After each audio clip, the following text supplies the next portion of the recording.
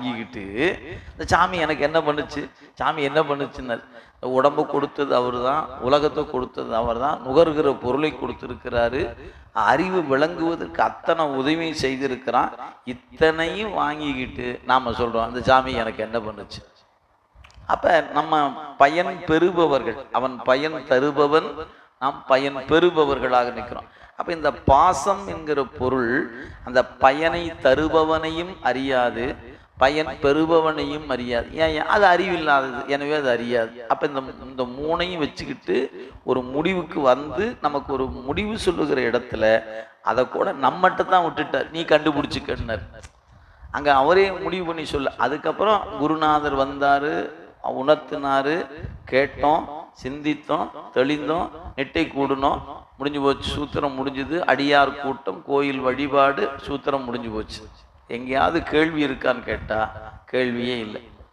இந்த நூலை பாடம் கேட்டவர் அருணந்தி சிவம், நேரடியாக பாடம் கேட்டார். அவர் சொல்ல சொல்ல சொல்ல சொல்ல வியந்து போனார். அப்படியே சிவஞான சித்தியார் சுபக்கம் பரவக்கம் என்று 2 நூலாக, ஒரே நூல் 2 பிரிவாக இருக்கிறது. நூலுக்கு பேர் சிவஞான சித்தியார் தான், ஒரு நூல் தான். 14 சாத்திரங்கள் என்று எண்ணுகிற பொழுது எண்ணிக்கையில் ஒரு நூலாகத்தான் கருதப்படுகிறது. அந்த நூலுக்குள்ள போகும்போது தான் 2ஆக பிரிச்சுக்கிட்டோம். சுபக்கம் பரபக்கம் என்று 2ஆக வைத்து கொண்டோம்.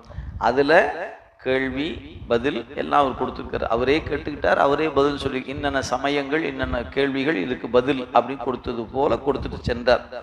இருப்பினும் 20 என்கிற நூலில் ஒரு திறனாய்வு நூறு போல அவர் எடுத்துக்கொண்டார். கேள்வி பதில், பதில் சொல்லி முடிச்ச உடனே மாணாக்கன் பதிலிருந்து ஒரு கேள்வி கேட்டான்.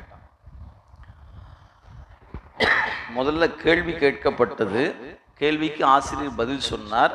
பதில் சொன்ன பிறகு பதிலிருந்து ஒரு கேள்வி கேட்டான் மாணவன். உடனே அதுக்கு ஒரு பதில் சொன்னார். இவன் கேள்வி கேட்க பதில் சொல்ல கடைசியாக சொன்னார், திருமுறையில் படித்து தெரிஞ்சுக்கன்னார். முதல் பாட்டு நீங்கள் 20 முதல் பாட்டு படித்து பார்த்தீங்கன்னா, இருநிலனாய் தீயாகி என்கிற பாட்டில் காண்க முடிச்சிட்டார் பதில். இதுக்கு மேலே தெரிஞ்சு திருமுறை படி தெரிஞ்சுக்கினார். கேள்வி பதில், கேள்வி பதில், அப்புறம் ஒரு கேள்வி பதில் என்னென்ன திருமுறையில் காண்கன்னு விட்டார். அப்போ அந்த நூல் எப்படி இருக்குதுன்னா ஒரு திறனாய்வு நூல், கேள்வியும் இருக்கிறது பதிலும் இருக்கிறது. சரி, இது 20. இவர் கூடவே பாடம் கேட்டவர் திரு அதிகை மணவாசகம் கடந்தார், ஒரு சாலை மாணாக்கர். அவர் என்ன நூல் செய்தார்? உண்மை விளக்கம்னு நூல் செய்தார். அது எப்படி செய்திருக்கிறாரு? அவர் குருநாதரை வணங்கினார். குருநாதா, எனக்கு சில ஐயங்கள் இருக்குது, நான் கேட்கலாமா?